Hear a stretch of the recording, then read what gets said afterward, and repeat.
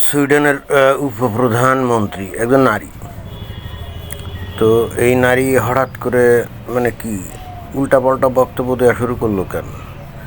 এতদিন ধরে তো এদের মুখ দিয়ে খালি মানবিকতা, হিউম্যানিটি, হিউম্যান রাইটস এইগুলোই বের হতো। এখন হঠাৎ করে উল্টো গীত কেন শুরু হলো?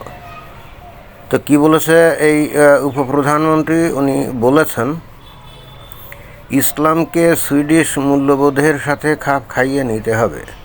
মামাবাড়ির আবদার নাকি? সুইডিশ মূল্যবোধের সাথে ইসলাম খাপ খাওয়াতে যাবে কেন? বরং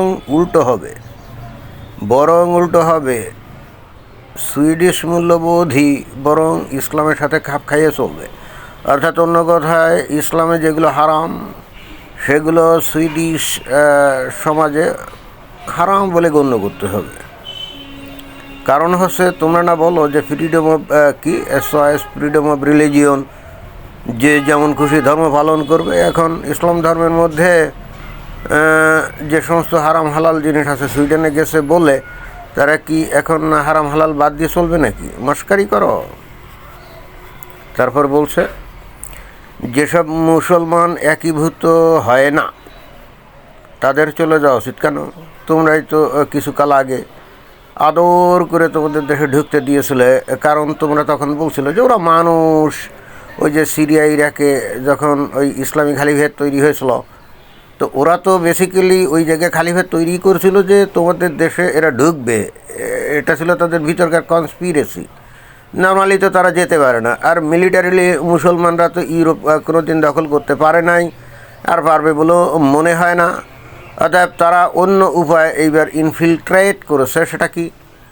নিজেরা দেশের মধ্যে একটা গণ্ডগোল গ্যাঞ্জাম বাঁধিয়ে তারপরে প্ল্যান করেছে যে তারা দলে দলে ওই ইউরোপের মধ্যে ঢুকবে। আর তোমরা তো মূর্খ। তোমরা নিজেরাই দেখো যে মুসলমানরা কী জিনিস এবং তাদের ধর্ম কী জিনিস। এত কিছু জানার পরেও তোমরা কী করেছো? তাদেরকে লক্ষ লক্ষ কাতারে তোমাদের দেশে ঢুকতে দিয়েছো, তাই না? এবং আবার একই সঙ্গে উদারতার প্রতিমূর্তি হয়ে বলেছো যে তোমরা তোমাদের ধর্ম অনুসরণ করো। তো এখন হঠাৎ করে উল্টো গীত কেন শুরু হলো? তোমাদের সোসাইটিতে একীভূত না হলে মানে তোমরা শূকরের গোস্ত খাও, তোমরা বিয়ে ছাড়া যৌন সঙ্গম করো, বিয়ে ছাড়া বাচ্চা কাচ্চা পয়দা করো, তারপরে তোমরা হারাম হালাল দেখো না। তো তোমাদের সমাজে তোমরা জানতে না মুসলমানদেরকে তোমাদের দেশে ঢুকানোর আগে কত মানুষ কতভাবে বলেছে যে এই মুসলমান, এদের ইসলাম কিন্তু অন্য ধর্মের মতো না, এবং এই ইসলাম এটা কিন্তু কোনো ব্যক্তিগত বিশ্বাসের ব্যাপার না, এটা হলো একটা রাজনৈতিক আদর্শ, এবং এরা যেখানেই যাবে সেখানেই কিন্তু এই আদর্শ প্রতিস্থাপন করার চেষ্টা করবে। এগুলো নিয়ে তো তোমাদেরকে কত বোঝানো হয়েছে, চতুর্দিকে বোঝানো হতো। আর তখন তোমরা কী করতে? যারা এই সমস্ত কথা বলতো তাদেরকে বলতো রেসিস্ট, তাই না? ইসলামোফোবিক এরকম বলে গালিগালাজ তোমরাই করতে। আর এখন হুট করে টোন পাল্টে গেল। তো পাল্টে গেল ঠিকই আছে, যে লক্ষ লক্ষ লোক তোমাদের মধ্যে ঢুকিয়েছে মুসলমান, তারা তো তোমাদের এই আইন কানুন মানবে না। তো এদেরকে কী করবা?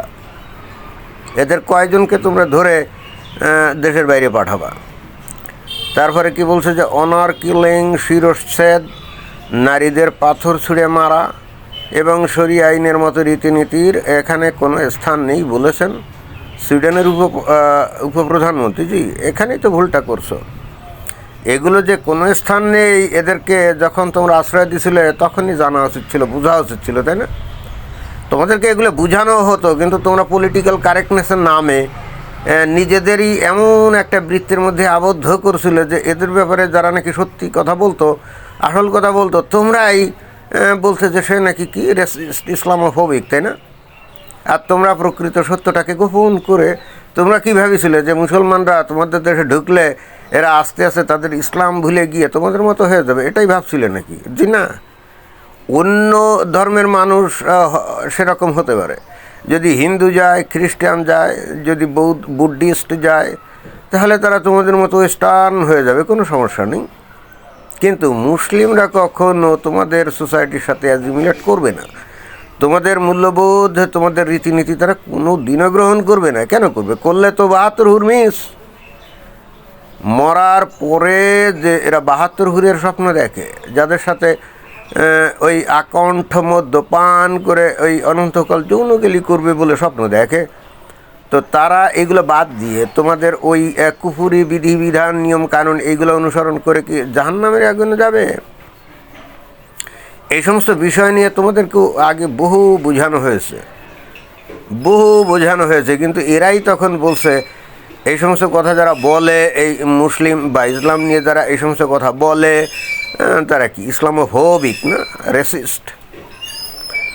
তো যাই হোক, এখন সাম্প্রতিককালে যেটা আমরা দেখলাম যে এই যে সুইডেনে ব্যাপকভাবে রাহাজানি, তারপরে রেপ, এইগুলা নাকি বেড়ে গেছে। এবং এই ধর্ষণ কারা করছে? যে সমস্ত মুসলমানদেরকে আশ্রয় দিয়েছিল না, ওই যে শরণার্থী হিসাবে ঢুকছিল, খালি কি সুইডেন ছাড়া যে জার্মানি, ফ্রান্স ইত্যাদি বিভিন্ন দেশেও তো এরা ঢুকছিল। ইন্টারেস্টিং ব্যাপার হচ্ছে এরা ওই জায়গায় ঢুকছে, সুইডেন তাদেরকে আশ্রয় দিয়েছে, থাকতে দিয়েছে, ঘর দিয়েছে, খাবার দিয়েছে, টাকা দিয়েছে। এখন এইটার প্রতিদান দিতে হবে না? এখন প্রতিদান কিভাবে দিচ্ছে? সুন্দরী নারীগুলা রাস্তা দিয়ে যখন যায়, তখন ওই যে মুসলিম ছেলেফেলেগুলা মনে করে আহারে বেহেশতের হুর তো এই দুনিয়ার সামনে হাজির নাজির হয়ে গেছে।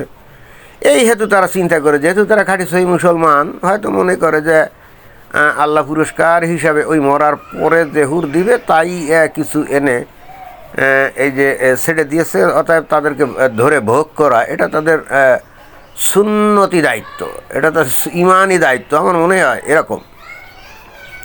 এবং এই জন্যে এরা কিন্তু রীতিমতো এদেরকে ওই হুর মনে করে অথবা গনিমতের মালও মনে করতে পারে। এই সুন্দরী নারীগুলাকে নাকি রেপ টেপ করে, ধর্ষণ করে। এটা হলো পশ্চিমাদের ভাষায়, কিন্তু ইসলামী পরিভাষায় এটা হবে সহবত করে। হ্যাঁ, আর পশ্চিমেরা বলে রেপ করে। একটা জিনিস খেয়াল করতে হবে, ইসলামী টার্মিনোলজিতে, ইসলামী ভোকাবুলারিতে রেপ মানে ধর্ষণ বলে কিন্তু কোনো টার্ম নেই।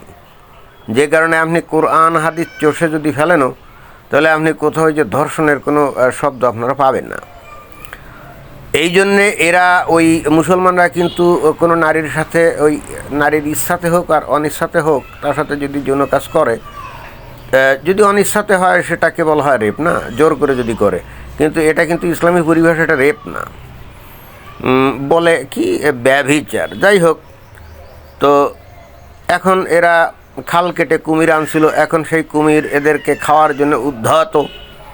এখন এসে সরকারি ভাবে এই যে উপপ্রধানমন্ত্রী বলছে যে আমাদের দেশের রীতিনীতি যদি মেনে চলো থাকো, আর নাইলে ভাগো।